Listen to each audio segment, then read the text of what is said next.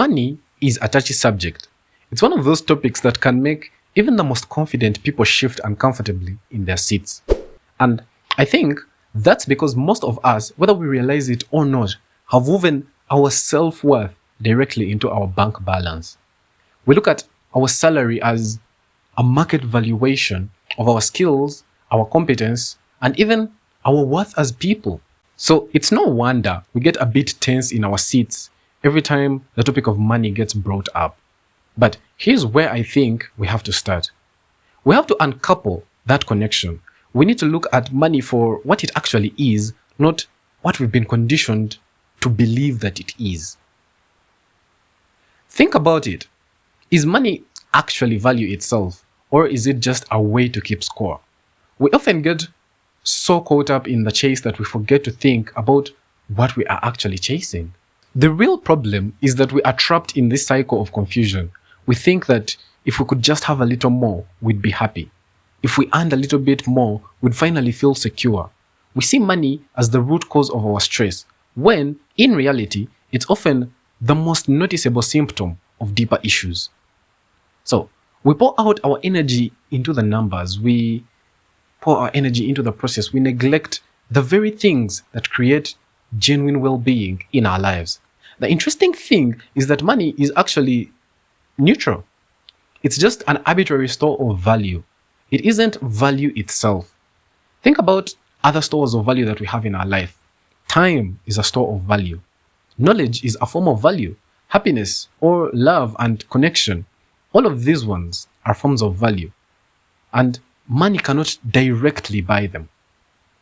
So essentially, money is just the vehicle we use to interchange these different forms of value with one another. We need to trade in our time and knowledge in order to get money, and then we use that money to try to buy more experiences that get us happiness or knowledge. It's really just a conduit for exchange. It's not the end goal.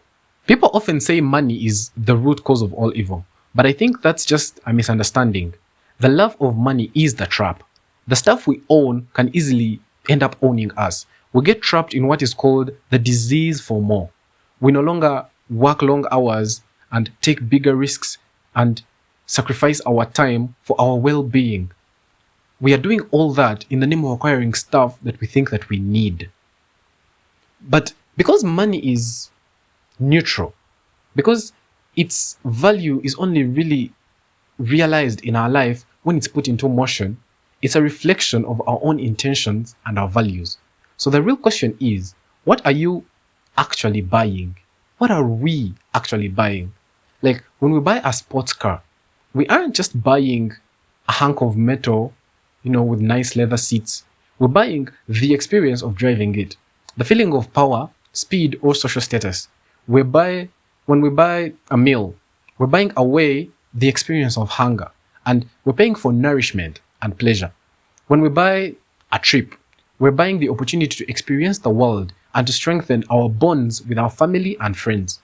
It's never really just about the stuff. It's not about the stuff that we're purchasing, it's about the experiences that stuff gives us. The stuff is just a vessel that gets us, some kind of experience. And that leads to something called experience cycles. Let me get into experience cycles. I found this really interesting because they actually dictate a lot of our financial lives, even our non-financial lives. Most of us are stuck in one of these cycles. The first cycle is the stress cycle, right? Some people earn money by enduring a huge amount of stress, a high pressure job, constant criticism, or even a threatening environment. Then they spend that money mainly on stress relief. They are trying to compensate for all the pressure that they experienced. They buy expensive dinners, extravagant vacations, or anything that distracts them and takes the edge off. The problem is that they never really actually build wealth. They just keep running on this hamster wheel of stress and relief. Then there is the ego cycle. Some people work in environments where they feel powerless, or they are made to feel insignificant. They earn money through insecurity, and then they spend it on status symbols, the nicest car, the latest gadgets. They try to quiet that insecurity that is inside their head.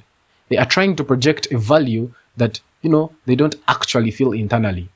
that's the trap of the $30,000 millionaire that, leaves people constantly chasing a feel of importance. And money can actually never really provide this through purchasing all these other things. Then there's the pain cycle. For some people, earning a living is genuinely painful. It might be hard physical labor, or it might be psychological pain, dealing with abusive bosses or demeaning colleagues. Then they spend their money on mainly pain relief, alcohol, drugs, or other diversions just to make it through the day or night. When we're stuck in any of these cycles, we become slaves to the paycheck. Money becomes our whole purpose. We no longer own our money owns us. And it will spend us until either we stop it or it runs out. So, then the question becomes, how do we break these cycles? How do we escape this endless chase for another buck and actually create wealth for ourselves? The obvious response is, that sounds nice, but I have a lot of bills to pay. I have a lot of real life things that need to be taken care of. And that's completely valid. But the point isn't that the bills don't matter. The point is that we're talking about how do we live? How not just existing. We're talking about breaking this cycle. And we do that by stopping looking at money as our metric for success. We have to realize that money almost always is a means to an end. It's rarely an end in of itself. True wealth happens when the way we earn our money and the way we spend our money are aligned. It's when we are creating positive experiences while earning money and then using that money to create even more positive experiences for ourselves and for other people that we care about, that we are no longer slaves to our money. That's the virtuous cycle instead of the vicious one. So we have to start seeing our own value as greater than that of money itself. One way is to audit our purchases. Before buying something, we can ask ourselves, what experience am I really buying? Is this compensating for something negative, or is it adding to a positive part of my life? We can also look at our careers, whatever we do in order to earn money. If we're in a stress or ego or pain cycle, is there a way to shift our role or even our mindset so that we can create value in a healthier way? Sometimes that might mean changing the career, and sometimes it just means redefining our relationship with the job so that we can change how we have been handling it.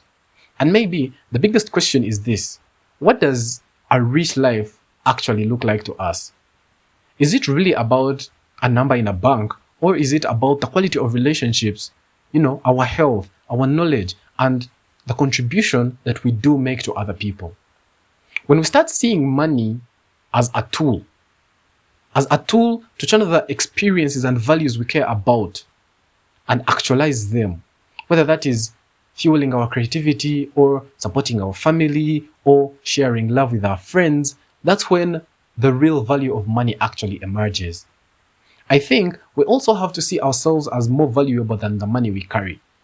It's about putting the experience inside the purchase, not the purchase itself. It's not about the mug, it's about the coffee that you drink out of it. It's not about the possession, it's about the life you live through it. So next time when you get paid or you're about to buy something, maybe just ask yourself, what experience is this funding? Is this moving me towards the life that I actually want, or am I just creating noise? Because at the end of the day, real wealth isn't about the numbers. It's about the experiences we create and the people that we get to share those experiences with. So, if you got value out of this video, please consider subscribing and also check out Growthplace Premium. The link is in the description. Until next time.